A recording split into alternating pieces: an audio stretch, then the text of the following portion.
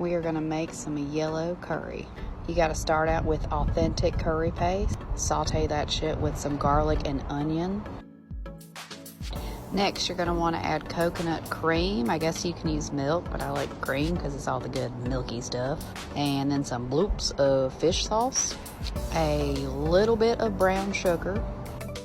I like to add bamboo shoots because they're crunchy. Then we sliced up some carrots, some broccoli.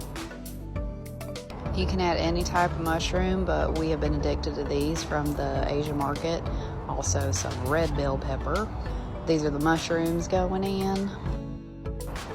And then I'm gonna add some more mushrooms because I fucking love mushrooms. I think these are baby bellas.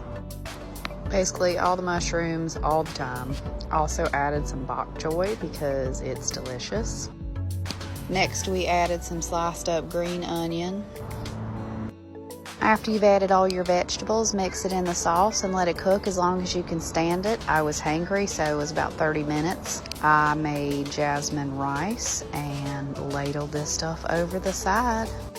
You can add protein if you want to. I had ground beef in the fridge, so that's what went in it, but this is what it looks like when it's done. Shit was a bomb.